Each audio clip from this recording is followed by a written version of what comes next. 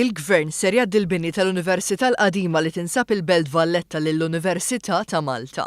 B'dan żvelaħ il-Ministru tal-Edukazzjoni Evarist Bartolo, illi sostna l-impenn tal-Gvern li jkun ta' sosten biex din l-istituzzjoni awtonoma tkompli tissaħħaħ. Universitajiet barra minn Malta waħda mill-affarijiet li ttihom is-saħħa biex jaħdmu aħjaru li jkollhom ħafna proprjetà tagħhom stess. L-Università ta' Malta mhix f'din il-pożizzjoni, il-fatt li se ngħaddula dak il-bini se jgħinna biex ikollha l-proprjetà tagħha.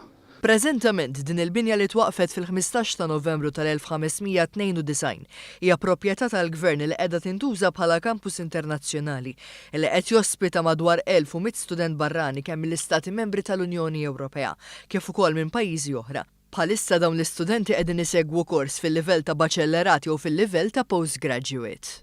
Għalhekk dan it-trasferiment huwa wieħed ta' sinifikat mhux biss għall-amministrazzjoni tal-Università iżda anke għall-istudent.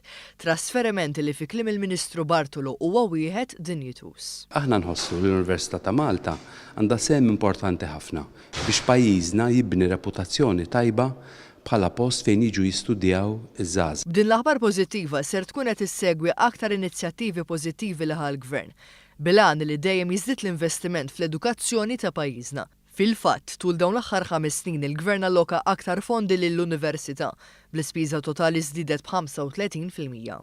Rridu nkomplu nsaħħu l-Università biex tkun f'pożizzjoni li toffri kwalità ta' edukazzjoni u ta' riċerka kemm lill-istudenti Maltin kif ukoll lill-istudenti barranin.